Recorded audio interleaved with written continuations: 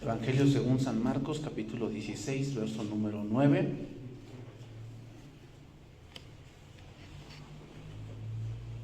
Vamos a continuar con nuestra serie, Cristo, el siervo perfecto. Este es el tema número 69 de esta serie y penúltimo de esta serie. La semana que viene, si Dios lo permite, estaremos viendo el último tema de esta serie y comenzaremos otro estudio. El tema de esta tarde o de esta mañana, Cristo y las Escrituras. Vamos a ver hoy la Biblia. Es un libro que muchos le llaman así, es verdad, cristocéntrico. ¿Qué es esto? Que el todo de la Biblia o el tema principal de la Biblia es Cristo. Vemos algunas narraciones y algunas cosas que sin duda van llevando ciertos pasos hasta donde llegamos, que son los evangelios. Pero toda la Biblia habla de Cristo. Y si no podemos entender eso, cuando leamos las Escrituras vamos a errar. Porque hoy lo que se ha puesto dentro de muchas enseñanzas es que el centro es el hombre. Y se enfocan tanto en las promesas de Dios, que sí son verdad, ahí están. Y se enfocan tanto en lo que el hombre tiene que recibir, y sí, hay algunos relatos donde el hombre recibe cosas. Pero no se dan cuenta de que para llegar a ese punto de recibir una bendición o estar en la bendición, hay un proceso, y el proceso se llama creer. ¿Creer en qué? En Cristo.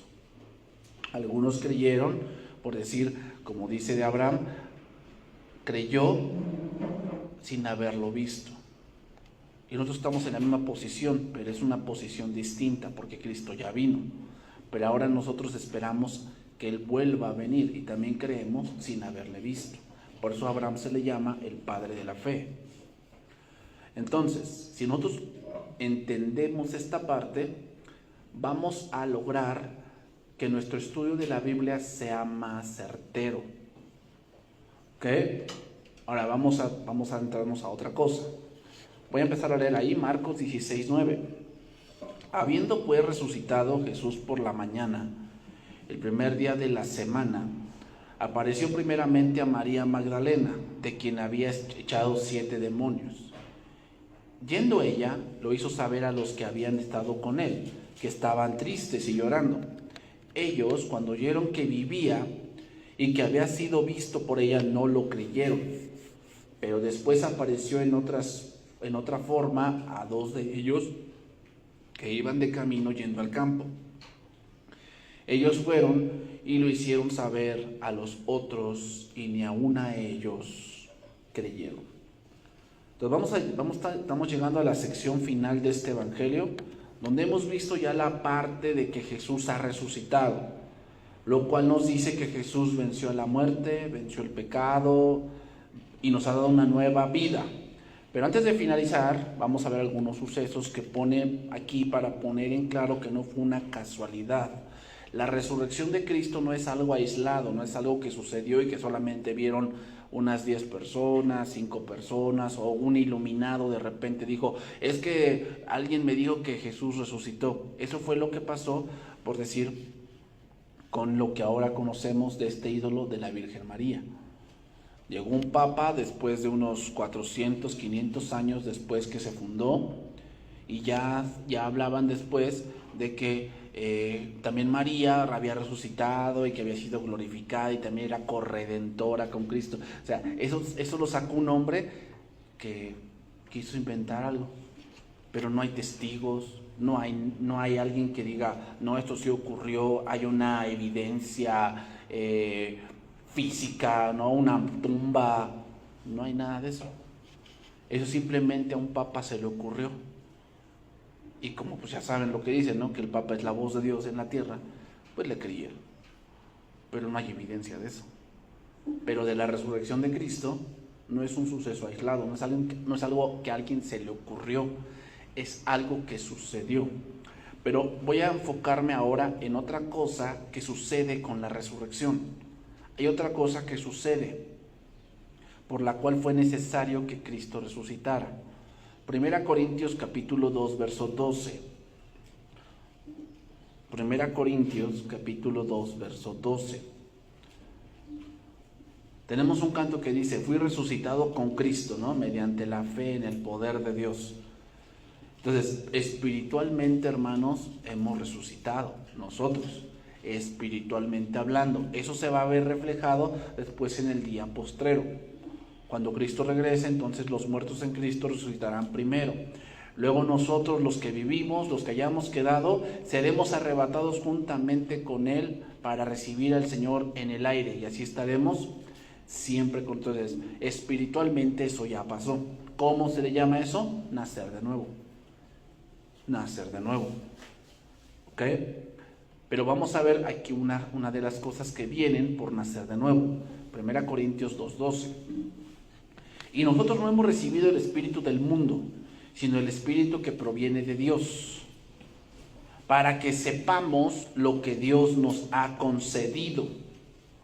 O sea, quiere decir que el Espíritu Santo, aquí dice, vamos a ir desglosando un poco. El Espíritu Santo lo que hace primero es darnos a entender todo lo que implica la salvación y todo lo que implica el Evangelio. El cristiano debe ser una persona que entienda qué es lo que Dios le ha concedido. Dice, y por lo cual también hablamos, no con palabras enseñadas por sabiduría humana.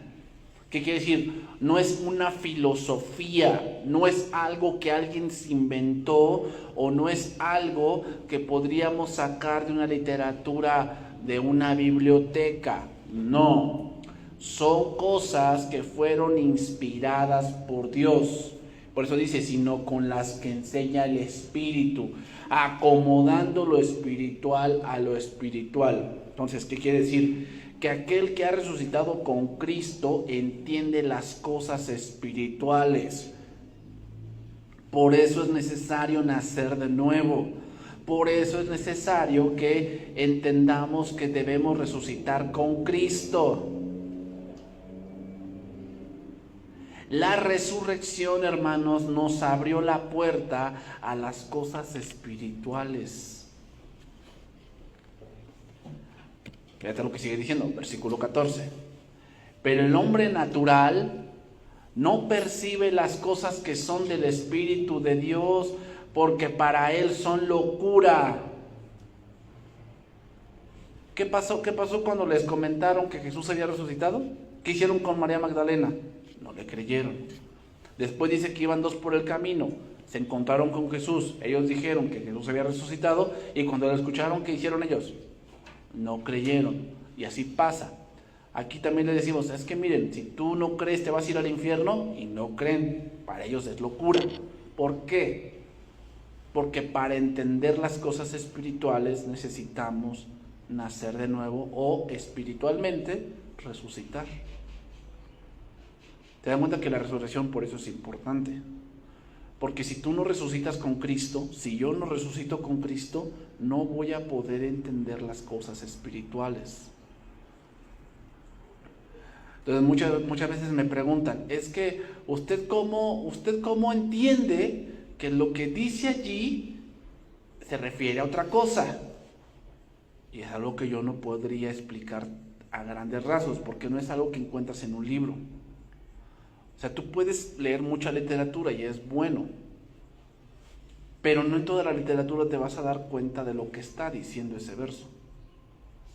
¿Por qué? Porque tienes que acomodar lo espiritual a lo espiritual.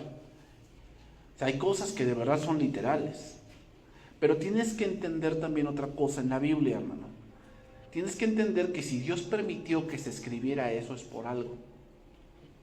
Recuerden que la escritura fue inspirada por Dios. Entonces, lo que ahí está escrito, por algo se escribió. O sea, no fue de que,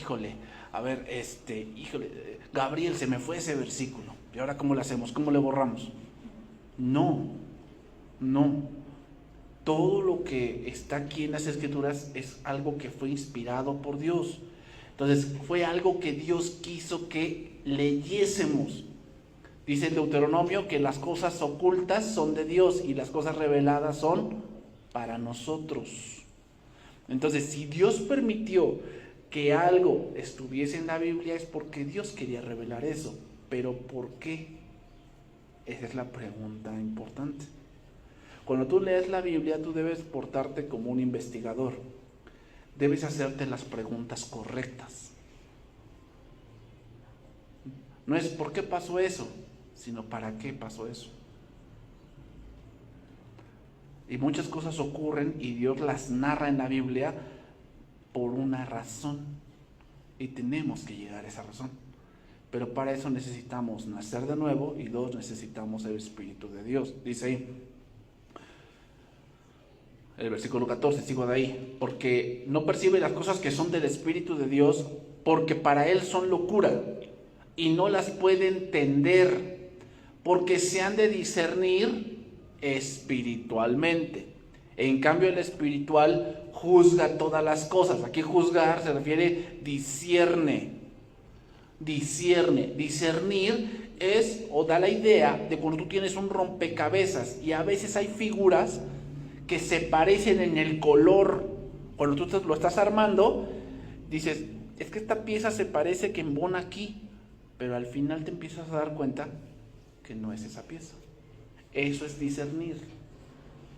Eso es discernir. Que tú acomodas las cosas de tal manera que unes todas las piezas y te vas a dar cuenta de lo que dice en verdad ese pasaje. La Biblia es así. Es un conjunto de formas o de versículos que al momento de conjuntarlos te empiezas a dar cuenta de lo que Dios en verdad quiso decir. Por eso sacar nada más un verso aislado es un error.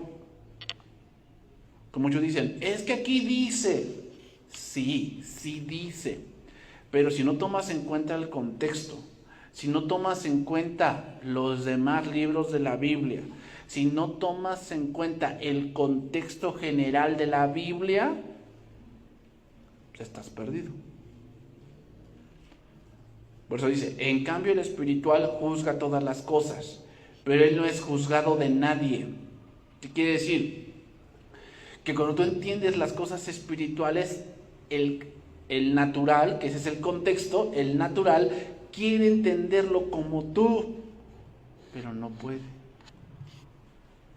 Porque aquí no se trata de capacidad, se trata de nacer de nuevo. O sea, tú puedes tener un doctorado, una maestría, lo que tú quieras, pero si tú no eres nacido de nuevo, no vas a entender muchas cosas que la Biblia está expresando. No importa cuánto de memoria te sepas, está bien que sepas cosas de memoria, pero, si tú no tienes el Espíritu de Dios, eso es pura paja. O sea, ok, sabes versos de memoria, pero no los entiendes. Satanás sabe versos de memoria, Satanás sabe de la Biblia, pero no la entiende. Versículo 16, porque ¿quién conoció la mente del Señor? ¿Quién le instruirá? Nosotros tenemos la mente. ¿De cuándo tenemos esa mente?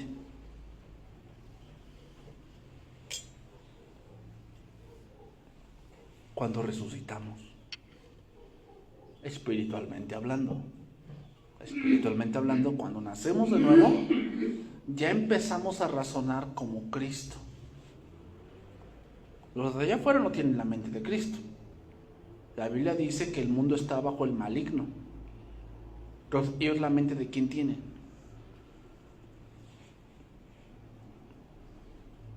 Los del maligno. Por eso a veces, no digo que cometamos el error, pero a veces pensamos que la gente tiene que hacer el bien porque ese se supone que es lo que tiene que hacer. Pero vamos a dar cuenta que no es así. ¿Por qué? Porque no tienen la mente de Cristo. Entonces, la resurrección nos abrió la puerta a las cosas espirituales que ahora podemos discernir. La resurrección pone una diferencia entre lo espiritual y lo físico. Por eso es importante la resurrección. ¿Por qué? Porque con ello entendemos a Cristo y podemos verlo a través de la Biblia. Entonces, ¿cuál es la razón de que muchos no entiendan las cosas espirituales? El problema de muchos es que no han nacido de nuevo. Por decir, voy a decir otra cosa. Los evangelios Marcos o Mateo, Marcos, Lucas y Juan, ¿cuál es la finalidad de los evangelios? Te voy a decir lo que no es. Los evangelios no son una biografía de Cristo. No son una biografía.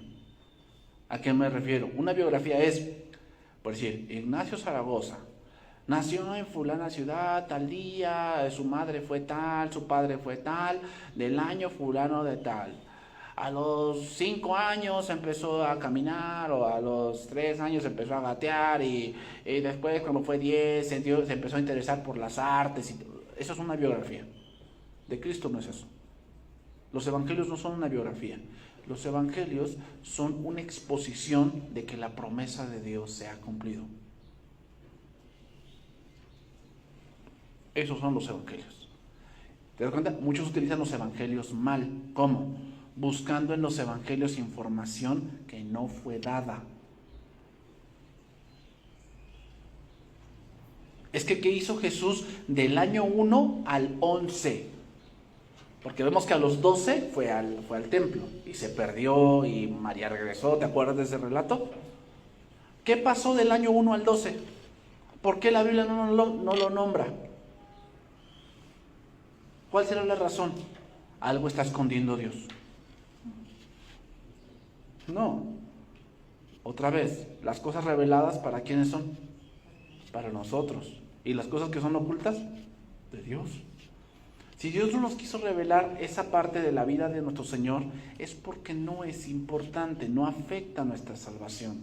Recuerden que también la Biblia es un libro que habla de la redención del hombre. Entonces, eso no afecta nuestra salvación.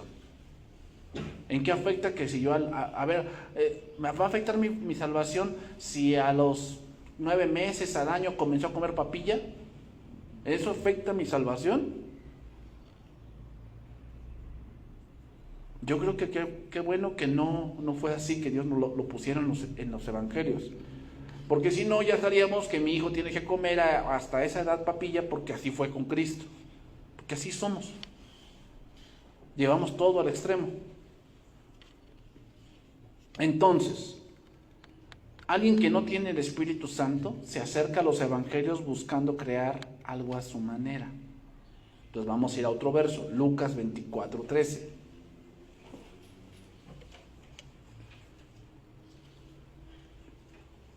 Lucas 24:13.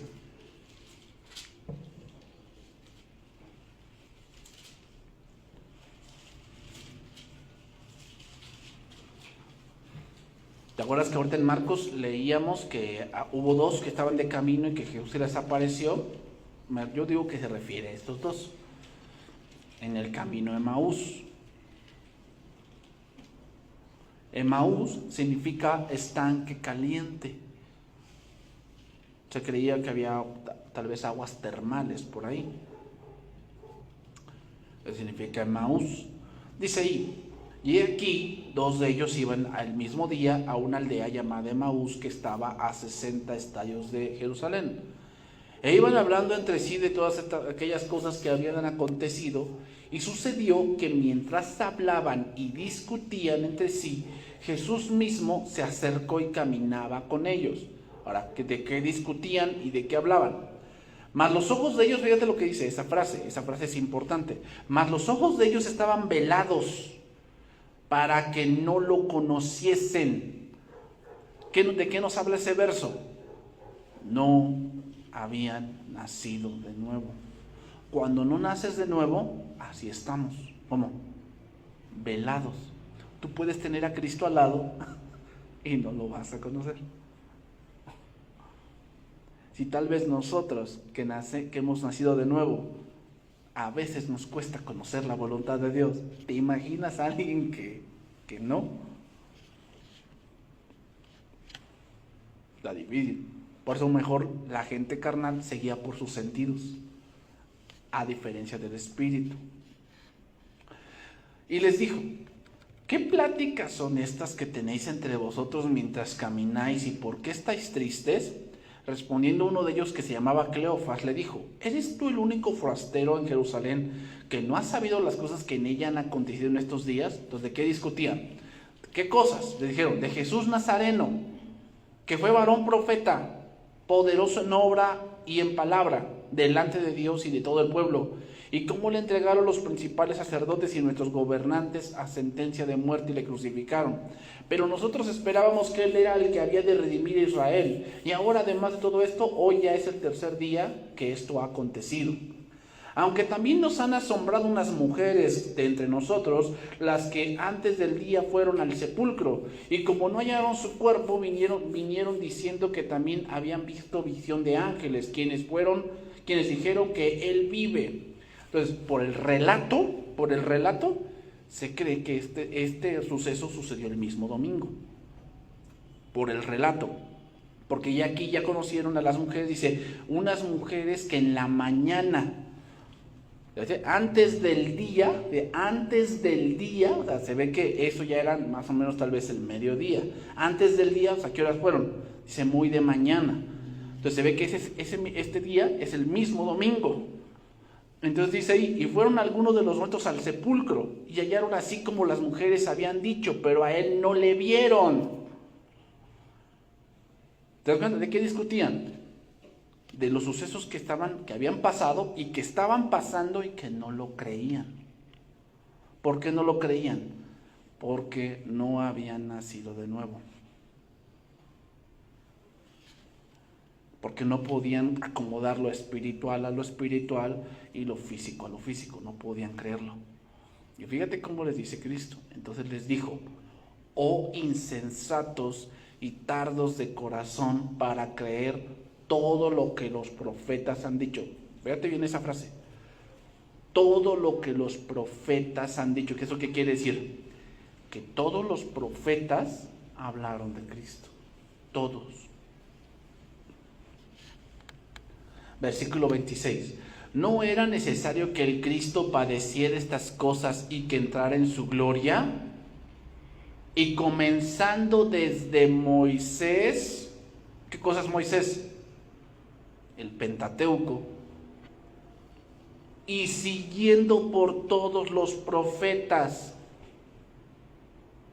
les declaraba en todas las escrituras lo que de él decían. Entonces voy a puntualizar algunas cosas para entrar a otro punto aquí. Primera cosa, que ellos tenían la información hasta la sepultura, porque lo que sucedió después no lo entendían. Y así está el mundo. El mundo celebra, ¿qué celebra? El martirio de Cristo. En Semana Santa todos hacen sus obras teatrales de que quién va a ser el Cristo ahora, y tiene que estar bien comido y físicamente bien, porque tiene que soportar, y la cruz y las 3 caídas y no sé qué tanta cosa. Ok, celebran eso. Llegan hasta la muerte y sepultura, pero no entienden la resurrección. No la entienden. ¿Por qué? Porque viven como si Cristo estuviese muerto. Por eso no la entienden.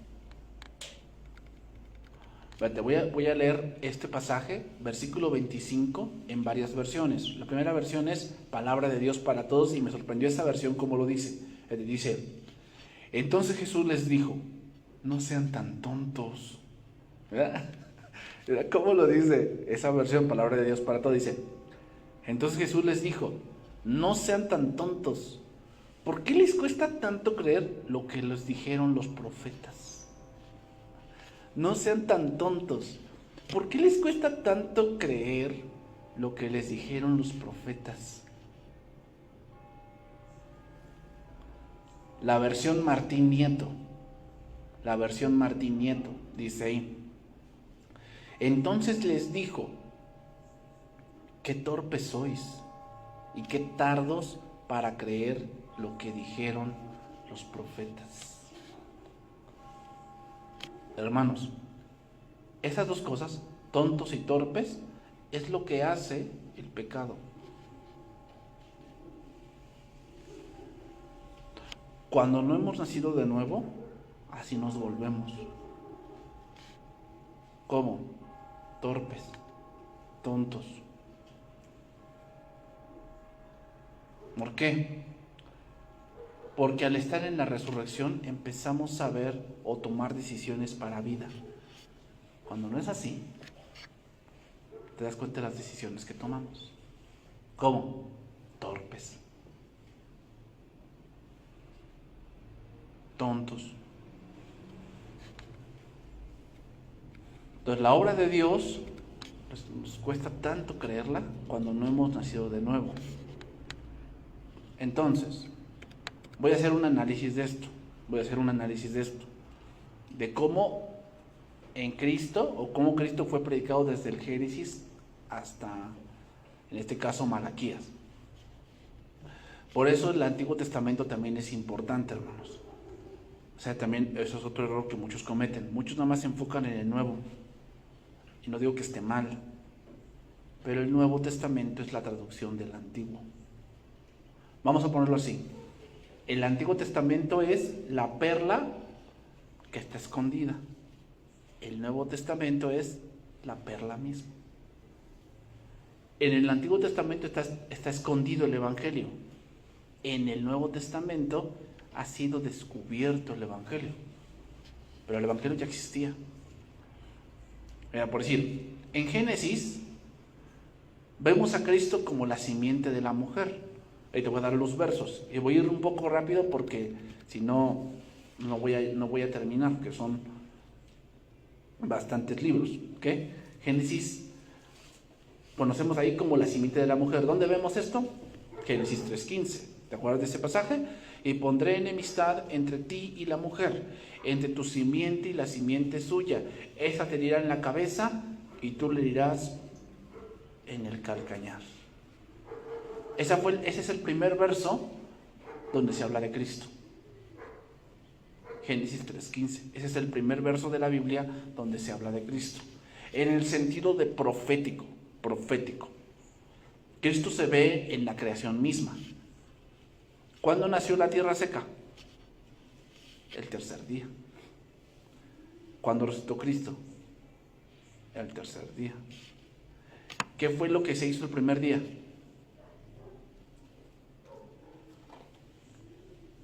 La luz. ¿Y que hubo luz? La luz. Y después dice, y fue la tarde, o fue la mañana y la noche. El primer día, ¿sabes qué se hizo ahí? El tiempo. ¿Cómo podríamos contar 3 días si no hay tiempo? ¿Eso de qué nos habla entonces? Que Jesús en la eternidad se metió un plano de tiempo. O sea, Cristo ya está desde la creación, pero proféticamente hablando, Génesis 3:15 es el versículo donde primeramente proféticamente se habla de Cristo. Por eso en Génesis vemos a Cristo como la simiente de la mujer. Pasamos al Éxodo. ¿Cómo vemos a Cristo? Como el Cordero Pascual.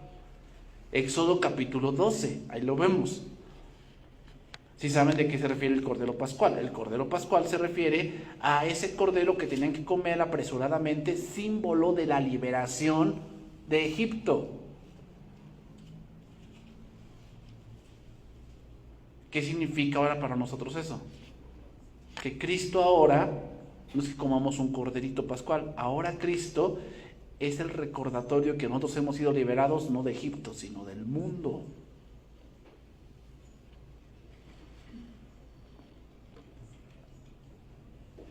Pasamos, Levítico. ¿De qué nos habla Levítico? Recuerden que Levítico significa el libro de los levitas. Entonces, ¿de qué nos habla Levítico? Que Cristo es nuestro sumo sacerdote. Aquí el Levítico viene de la orden de Aarón, pero en Hebreos vemos que Jesucristo es sumo sacerdote según el orden de Melquisedec. Ahí lo podemos ver en Levítico capítulo 21, versículo 10. Porque obviamente eso tiene que tener base, sustento, ¿no? Si no, no tiene caso. ¿Va? Libro de Números. ¿De qué nos habla Números en respecto a Cristo? Que Él es nuestra columna de nube y de fuego. ¿Dónde se agarra eso? Números. ¿Qué nos hace entender la columna de nube y de fuego? Dos cosas.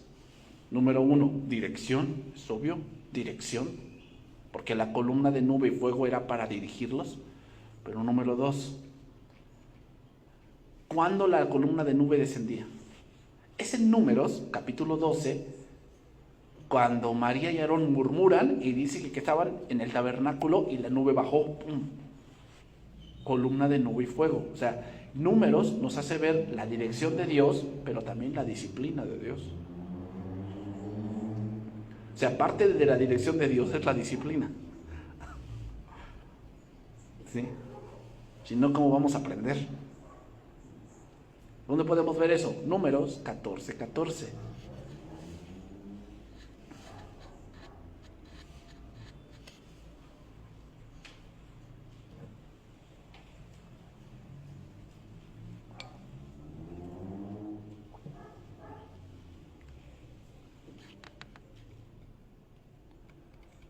Seguimos, Deuteronomio. ¿De qué nos habla Deuteronomio? La palabra Deuteronomio significa la segunda ley. Es el Deuteronomio donde se hace la promesa que profeta como Moisés se levantaría. Entonces, ¿cómo vemos a Cristo en Deuteronomio? Como el profeta mayor que Moisés. Deuteronomio fue escrito para la segunda generación.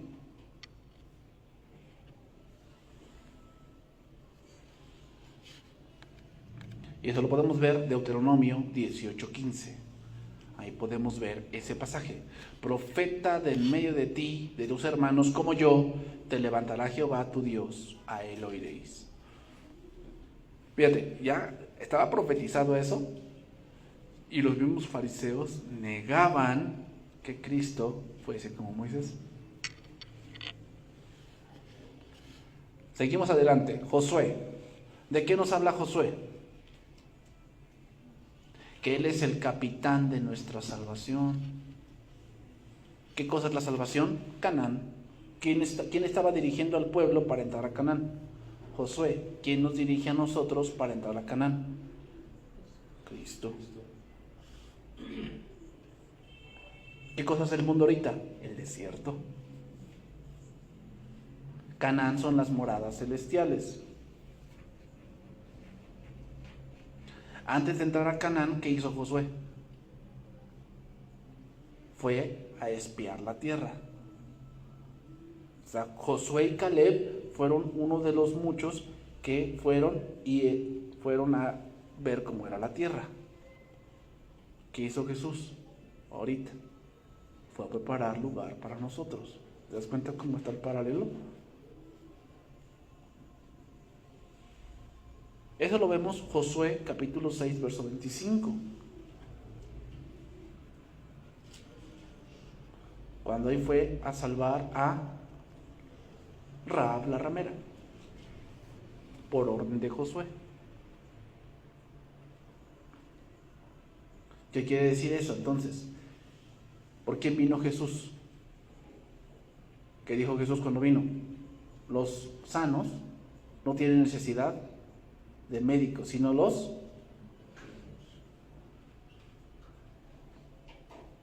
jueces.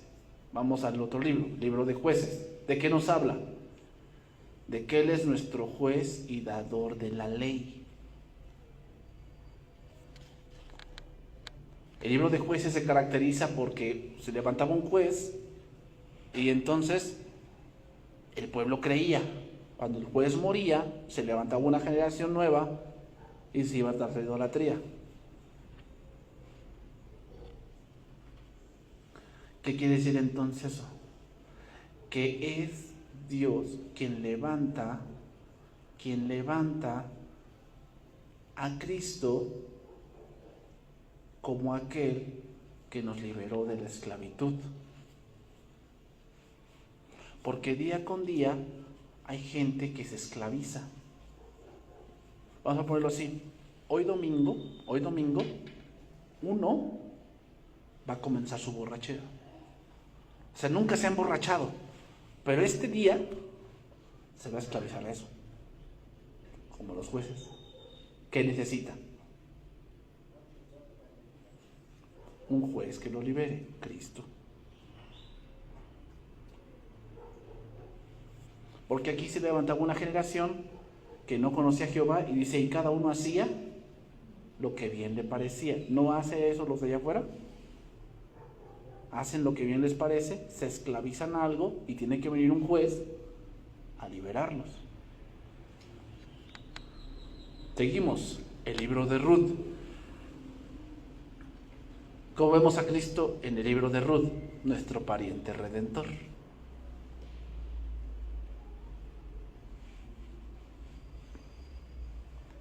Así como Noemí, nosotros también nos fuimos a los campos de Moab dejando Belén. Allá mueren nuestras esperanzas, nuestra mucha lucha.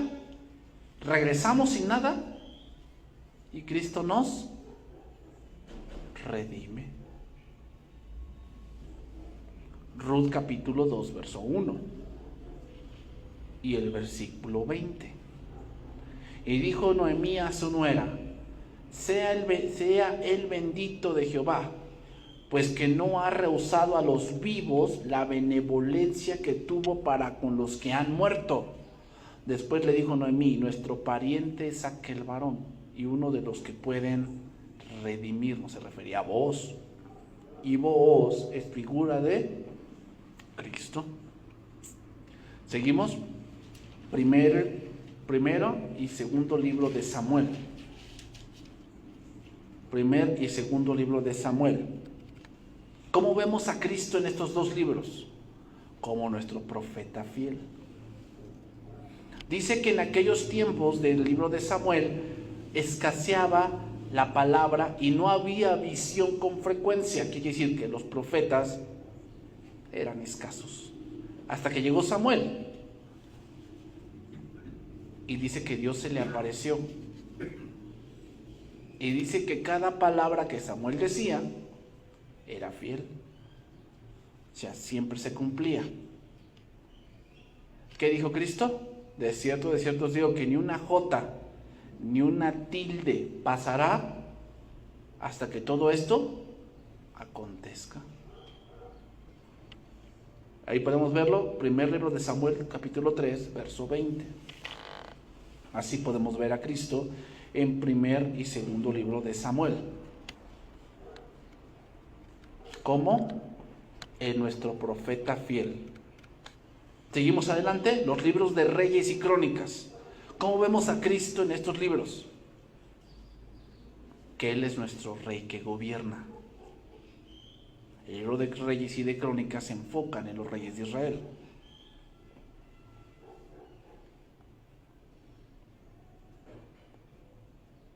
Y eso lo podemos ver en el primer libro de Reyes, capítulo 1, verso 13. ¿Qué podemos aprender de ahí? Que todos los reyes que pasaron eran imperfectos, pero va a llegar uno completamente justo y que reinará y regirá con vara de hierro. Ese es Cristo. El libro de Esdras. Si les dije, primer libro de Reyes, capítulo 1, verso 13. ¿Okay? Ahora, el libro de Esdras. ¿Cómo vemos a Esdras? ¿O cómo vemos a Cristo en Esdras? Que Él es nuestro escriba fiel. Esdras fue un escriba que se cree que fue el que escribió el libro de Crónicas. Esdras es un escriba que vino después del regreso, cuando fueron llevados por Babilonia. Esdras es después de Daniel. Aunque se encuentra antes, en el punto cronológico, Esdras es después de Daniel. Porque vemos ahí, Esdras capítulo 7, verso 2, ahí lo vemos, dice, Artajerjes, rey de reyes. Artajerjes es en el reino medo-persa. Y Daniel, la mayor parte de su vida la vivió en el reino babilonio y parte del medo-persa. O sea, de hecho, cuando fue echado al foso de los leones, estaba ya en el reino medo-persa. Entonces, Esdras ya aquí regresa con Artajerjes, le da permiso, dice, Artajerjes, rey de reyes, a Esdras, sacerdote y escriba, erudito en la ley del Dios del cielo, paz. Entonces, como vemos a Cristo en Esdras, como el escriba fiel. Ahí también anótenle Esdras capítulo 7, verso 21.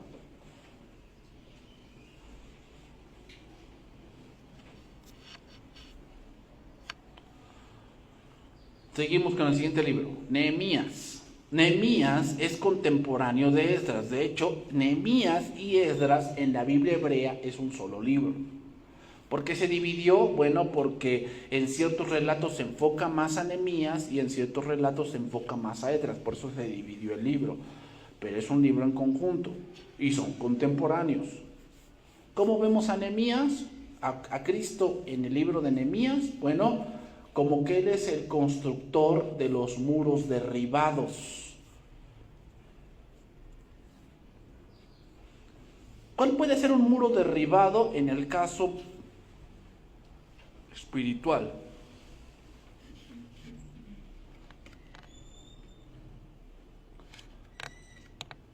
Por decir, hay muchos que tienen un muro derribado porque el pecado derribó su familia.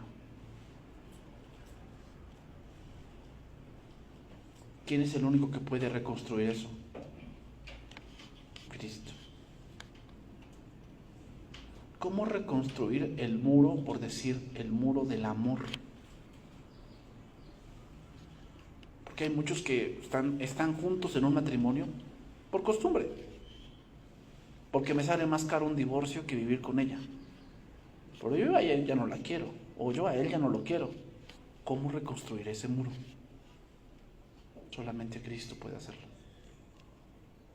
¿Cómo reconstruir el muro de que tus hijos te perdonen?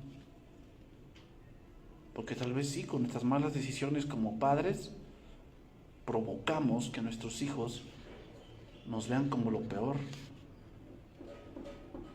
Porque dicen, no, yo te necesitaba. Digo, no, yo te necesitaba, tú no estabas.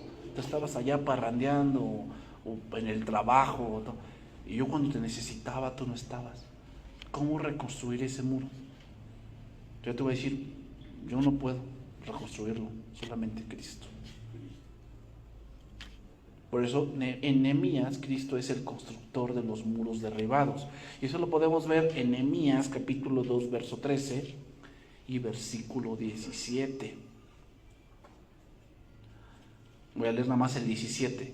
Les dije pues, vosotros veis el mal en que estamos, que Jerusalén está desierta y sus puertas consumidas por el fuego. Venid y edifiquemos el muro de Jerusalén y no estemos más en oprobio.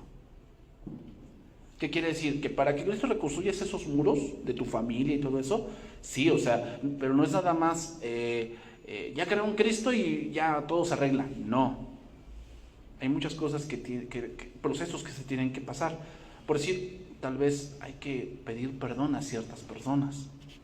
O ofrecer perdón, es lo correcto, ofrecer perdón a ciertas personas. Reconocer cosas que tal vez, decisiones que tomamos que no fueron las correctas.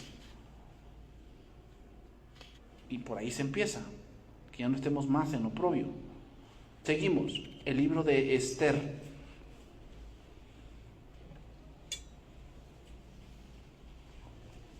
¿Cómo vemos a Cristo en el libro de Esther? Esther fue una huérfana. ¿Quién la tomó bajo su regazo? Mardoqueo. ¿Qué hizo el pecado con nosotros? Espiritualmente nos dejó huérfanos. Entonces, básicamente, Mardoqueo adoptó a Esther. ¿Qué hizo Cristo? Nos adoptó para ser hijos de Dios. Entonces, en Esther vemos a Cristo como nuestro Mardoqueo, quien nos aconseja.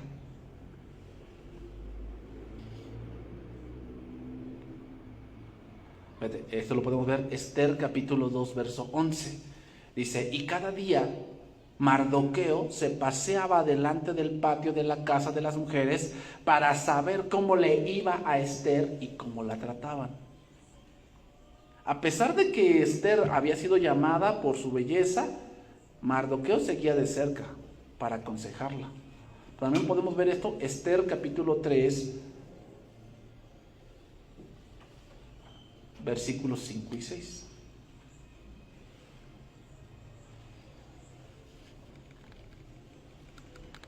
Continuamos, el libro de Job. El libro de Job. ¿Cómo vemos a Cristo en el libro de Job?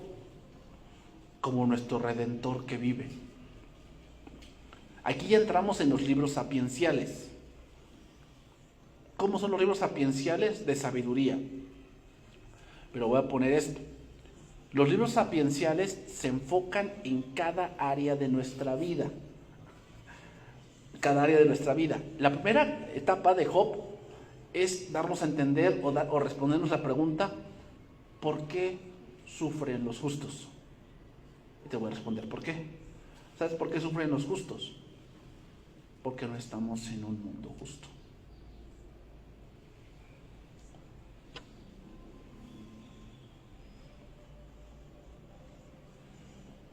Por eso.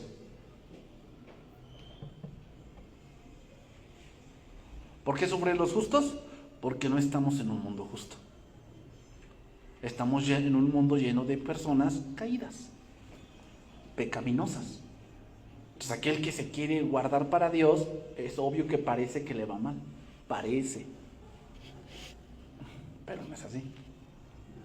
Job capítulo 19, verso 2. Y podemos andar. Dice, ¿hasta cuándo angustiaréis mi alma y me moleréis con palabras?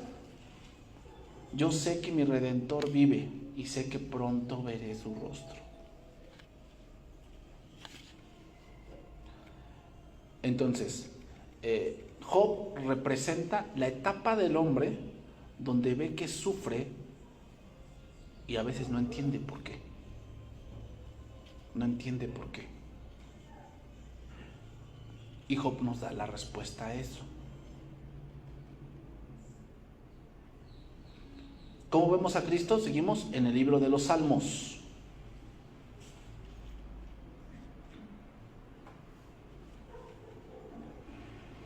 Vemos a Cristo en el libro de los Salmos como que Él es el motivo de mi alabanza.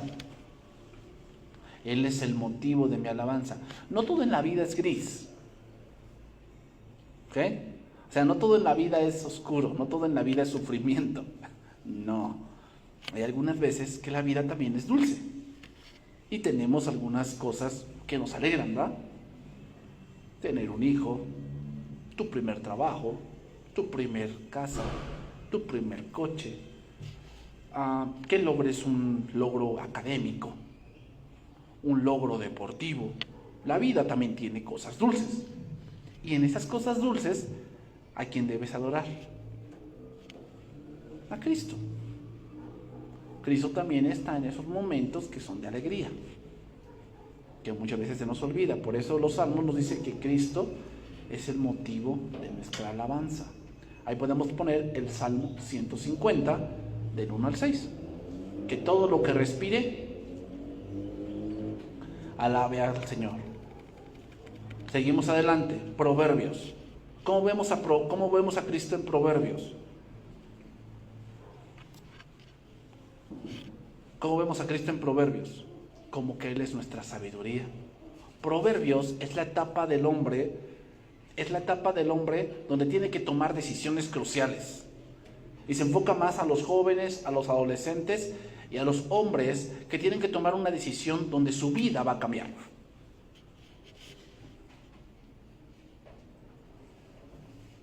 Por decir, ¿dónde voy a estudiar? ¿Con quién me voy a casar?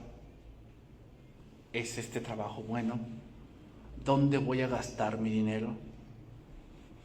¿En dónde voy a vivir? Son decisiones cruciales que van a cambiar tu vida.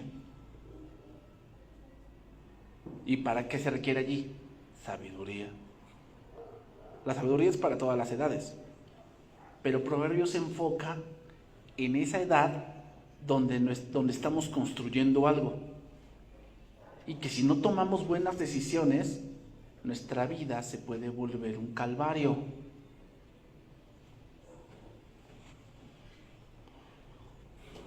Entonces, ¿qué requerimos para que tú elijas un buen esposo? ¿Qué se requiere? ¿Que tenga la cartera de Salomón? ¿Eso se requiere? Pastor, ya con la cartera de Salomón ya la hicimos. No, yo siento que en vez de la cartera de Salomón lo que requieres es lo que Salomón pidió: sabiduría. Sabiduría, porque ve a Salomón, el hombre más sabio, pero entre tantas mujeres, esa sabiduría no le ayudó. Ahí podemos verlo, Proverbios 1:2 y Proverbios 1:7, que es el versículo clave, ¿no? El principio de la sabiduría es el temor de Jehová. Eclesiastés, ¿cómo vemos a Cristo en Eclesiastés? Como que Él es el todo del hombre. Él es el todo del hombre. Eclesiastés se enfoca en la vida en declive. Aquí Eclesiastés ya Salomón es viejito, ya es un hombre avanzado en edad. Y yo me doy cuenta, exactamente, la gente que ya es avanzada en edad, ya no es como nosotros que, por si salió el Play 5 y como que dices, como que, bueno, voy a esperar un poquito a que baje, ¿no? Pero me lo compro. Y tú le dices a una persona ya mayor, te va a decir, es que ¿para qué vas a gastar en eso? No, pero es que las gráficas y los juegos nuevos y toda la cosa. Te va a decir, no gastes en eso. Porque así ya es la gente mayor, ya como que las cosas que emocionan a la juventud como que las ven como vanidad. Y esa es la frase de Eclesiastés, ¿no? Vanidad de vanidades, todo es vanidad, dando a entender que ya Salomón en su declive, ya estando en una edad avanzada, se da cuenta que las cosas que los hombres desean, si nos ponemos a analizar bien, no tendrías por qué gastar tu tiempo, tu dinero y tu esfuerzo en eso. Por eso al final, Eclesiastés 12:13, ese es el verso ahí donde nos apoyamos. El fin de todo el discurso es este: teme a Dios y guarda sus mandamientos, porque esto es el todo del hombre. O sea, la conclusión es esta. ¿Sabes cómo puedes saber que viviste una buena vida? Porque agradaste a Dios. Eso quiere decir que viviste una buena vida. ¿No? Porque los hombres dirían, es que viví una buena vida porque no, pues me la parrandié y toda la cosa. No. ¿Sabes cómo viviste una buena vida? Porque agradas a Dios. ¿Te equivocaste? Pues sí, eso es de humanos. Pero al final de todo, siempre te mantuviste en Cristo. Cantar de los cantares. ¿Cómo vemos a Cristo en el cantar de los cantares? Pues que Él es nuestro amado, ¿verdad? Cantares 1:16. He aquí tú eres hermoso, amado mío y dulce.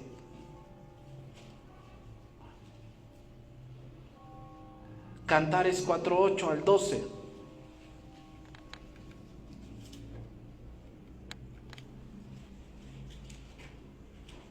Entonces así vemos a Cristo como que Él es nuestro amado.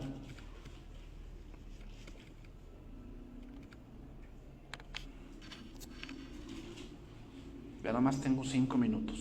Isaías, ¿cómo vemos en el libro de Isaías? Como el príncipe de paz. Voy a irme más rápido para terminar. El príncipe de paz en Isaías. Isaías 9, versículo 6. Ahí podemos ver esa parte. Jeremías, el libro de Jeremías. Le llaman a Jeremías el profeta llorón. Entonces, ¿cómo vemos a Cristo en Jeremías? Como el profeta que gime. Aquí gemir es de tener dolor. Y Jeremías se le llamaba el profeta llorón porque lloraba, porque le hablaba a sus hermanos, y sus hermanos nunca se arrepintieron. Tuvo que verlos. Narra la historia de Jeremías, es que vino Nabuzaradán, que era el capitán de Nabucodonosor, vino y a Jeremías lo habían metido en una cisterna, lo sacó y lo liberó y le dijo: puedes irte donde tú quieras. Y tuvo que ver cómo sus hermanos eran aprisionados y latigueados. Y él andaba libre. Él andaba libre, pero veía a sus hermanos cómo se los llevaban. ¿Te imaginas ese dolor? Por eso Jeremías lloraba, porque decía: es que yo les advertí, yo les decía que se arrepintieran, que dejaran eso, y vean en qué terminaron. También Cristo es así. O sea, ya no va a pasar así, pero Cristo ahorita les advierte a todo el mundo que si no creen, se van a ir al infierno, pero va a llegar un día en que esos gentes van a tener que ser echados ¿a dónde? Al lago de fuego. Lamentaciones. Lamentaciones también fue escrita por Jeremías. ¿Qué nos enseña Jeremías? ¿Qué nos enseña Lamentaciones? Que Él es nuestro profeta que intercede. Lamentaciones es un conjunto de poemas de luto. Y eso lo podemos ver en Lamentaciones capítulo 2, verso 19. Del anterior, Jeremías 42, 2.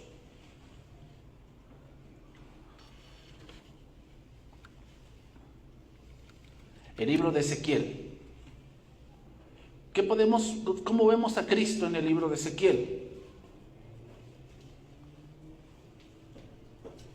Como la maravillosa figura entre los 4 seres vivientes. Dice que Ezequiel vio una figura que era en forma de semejanza de hombre. Esto lo podemos ver Ezequiel capítulo 1 del 4 al 5. ¿Sabes que Ezequiel fue un profeta que regresó en el tiempo? Dios hizo que volviera en el tiempo. ¿Con qué propósito? Ver la maldad del pueblo. Es Ezequiel el que dice que estaba el altar y a la vuelta había una puerta, y dice que entró a la puerta ahí, y veía a los sacerdotes de Jehová en el mismo templo quemando incienso a Quemos. En el mismo templo. Le decía: Señor, ¿qué pasa aquí? Dice: pues cosas peores que estas verás, y lo llevaba a otro lado.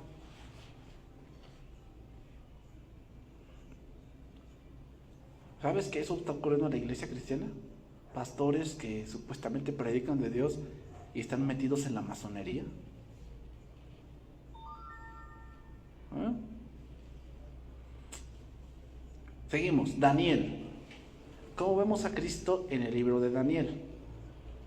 Como el 4.º hombre del horno de fuego. ¿Te acuerdas de ese pasaje? ¿No metieron a 3 en el horno? Sí, Señor. Sí metimos. Como hay 4 y uno semejante al Hijo de los dioses. Daniel capítulo 3, verso 25. Y dijo: he aquí yo veo 4 varones sueltos que se pasean en medio del fuego sin sufrir ningún daño, y el aspecto del cuarto es semejante a Hijo de los dioses. ¿Sabes qué significa eso? que por Cristo seremos salvos de la ira, porque el fuego no les hacía daño. ¿Qué va a venir para redimir ahora esa tierra? Fuego. En Cristo seremos salvos de la ira. Eso ya está en el Antiguo Testamento, ¿eh? O sea, lo que quiero que vean es eso. Cristo ya está en el Antiguo Testamento, pero para poder verlo necesitamos nacer de nuevo. Vámonos por la parte final, con los últimos libros. Oseas. Los que han leído este libro saben de qué trata este libro. Oseas nos habla de el esposo eterno. A Oseas se le manda que tome una prostituta por mujer, por esposa. Toma la prostituta, tiene hijos con ella y la prostituta lo engaña. ¿Y sabes dónde la va a encontrar? En un mercado de esclavos. A la esposa la va a encontrar en un mercado de esclavos. O sea, tanto se fue con hombres y con hombres y con hombres que se vendió. ¿Sabes qué hizo Oseas? La compró, la llevó a su casa, la bañó y la amó. Símbolo de que Dios hizo lo mismo con Israel. También Israel tuvo un esposo y se vendió con los ídolos. ¿Y qué hizo? Dios la buscó, la compró y la limpió. Eso hizo también con nosotros, porque Dios es nuestro dueño por creación. Pero nosotros, ¿qué hicimos? Nos fuimos tras los dioses, nos vendimos, contraímos una deuda. ¿Qué hizo Cristo? Nos buscó, nos encontró en el mercado de esclavos y nos redimió, o sea, pagó nuestra deuda. Y no solamente con eso, se volvió ahora nuestro esposo. Eso es Oseas. Oseas capítulo 2, verso 19.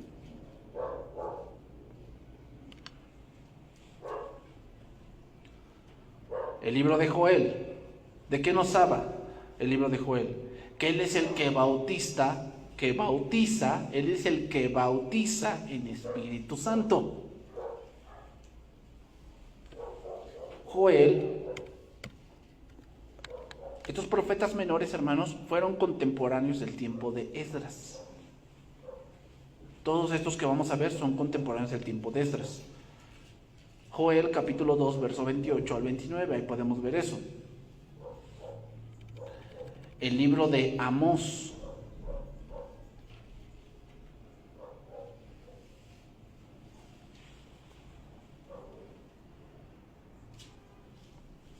En el libro de Amós vemos a Cristo como el que lleva nuestras cargas. Eso lo podemos ver Amós capítulo 9, verso 11 al 12. Amós se enfoca mucho en lo que es el ministerio del tabernáculo. Su profecía es más sobre el culto que había en el tabernáculo en aquellos días después del regreso de Babilonia.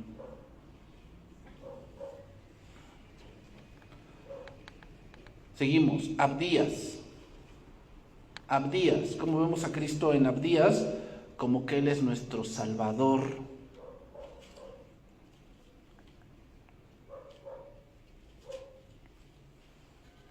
Lo podemos ver en Abdías capítulo 1, verso del 15 al 17. Y vamos llegando a la parte final. Jonás. ¿Cómo vemos a Jonás?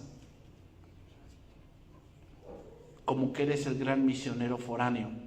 Jonás fue enviado a una ciudad siria llamada Nínive.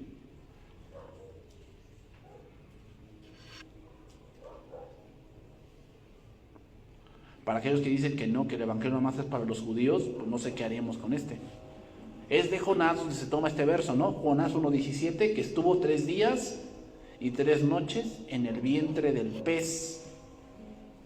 ¿Hablando de qué? La resurrección de Cristo. Miqueas. El libro de Miqueas. ¿Cómo vemos a Miqueas? O cómo vemos a Cristo en Miqueas. como que Él es el próximo rey que será Señor en Israel. En Miqueas está la profecía en Miqueas capítulo 5, verso 2, dice: pero tú, Belén Efrata, pequeña para estar entre las familias de Judá, de ti me saldrá el que será Señor en Israel. ¿Dónde nació Jesús? Belén. Es en este profeta donde se profetiza, Miqueas capítulo 5, verso 2. Nahum es un profeta o es una profecía que ya se cumplió. También fue escrita para los ninivitas. Pero como vemos aquí, que Él es el mensajero de hermosos pies, el que trae buenas nuevas.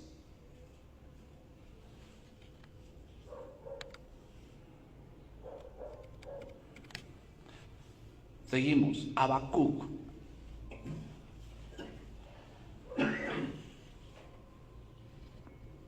¿Cómo vemos a Cristo en Habacuc? Como el evangelista que clama por arrepentimiento. Habacuc es una profecía diferente. Habacuc no le profetiza al pueblo.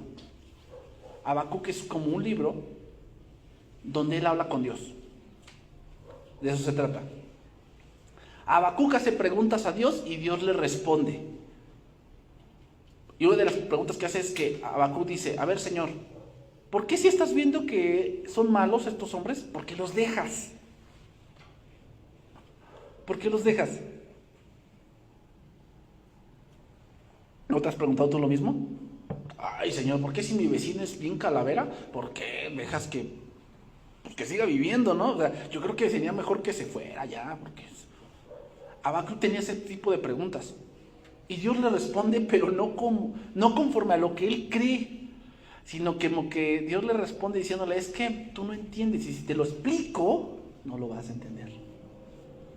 Entonces le dice: Señor, es que tu pueblo se está hundiendo en la idolatría. ¿Cómo lo vas a salvar? Yo creo que ya es insalvable. Y Dios le responde: no, ¿sabes lo que voy a hacer con ellos? Los voy a disciplinar con un pueblo. Y Habacuc se queda: ¿lo vas a disciplinar con un pueblo? Sí. Me los voy a llevar a otra tierra que no conocieron. Y así vas a ver cómo van a cambiar. A ver, Señor, y dice Habacuc: a ver, entonces, ¿vas a ocupar unos paganos para disciplinar a tu pueblo? Sí. Pero después a esos paganos yo los voy a disciplinar. Entonces Habacuc dice: Señor, yo no entiendo. Yo no sé qué va a pasar, pero una cosa sí sé, que tú eres justo. Y allí vemos: aunque la higuera no florezca, ni en las vides haya fruto, aunque falte el producto del olivo, y los lavadores no den mantenimiento, y las ovejas sean quitadas de la majada, y no haya vacas en los corrales, con todo yo me alegraré en Jehová. ¿Sabes qué quiere decir ese pasaje? Es Habacuc 3:17. ¿Sabes qué quiere decir eso? Cuando dice: aunque la higuera no florezca y la vid no haya frutos, significa que va a haber una recesión económica. Así como la estamos viviendo ahorita, Habacuc sabía qué iba a pasar con el pueblo. Y que dice: con todo yo me alegraré en Jehová. Hermanos, recesiones económicas no son nuevas.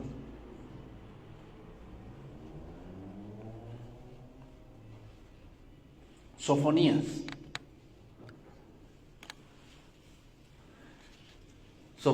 que Él es el Señor poderoso para salvar. Así vemos a Cristo en Sofonías. Ageo. Bueno, solo podemos ver Sofonías 3:17. Ageo, que Él es el restaurador de la herencia perdida.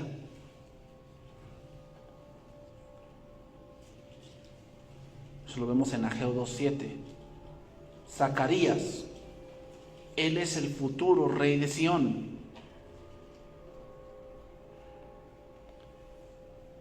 Lo vemos en Zacarías 9:9.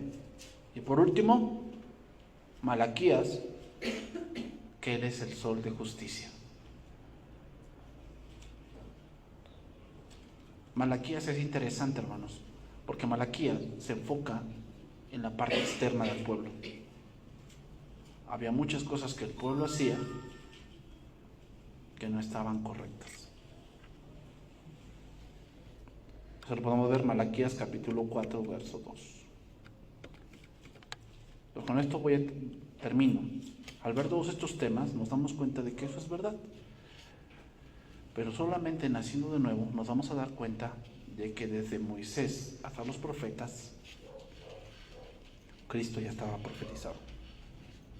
Cristo ya estaba profetizado. Pero solamente aquel que tenga los ojos espirituales abiertos se podrá dar cuenta. Esa es la manera de estudiar la Biblia, hermanos. La manera de estudiar la Biblia es buscando de Cristo. Cualquiera que estudia la Biblia buscando del hombre, creo que está en el lugar equivocado. Para buscar del hombre, pues que lea mejor de Gandhi o del Quijote. Ahí puede buscar del hombre. Cuando vamos a la Biblia, buscamos de Dios. Señor,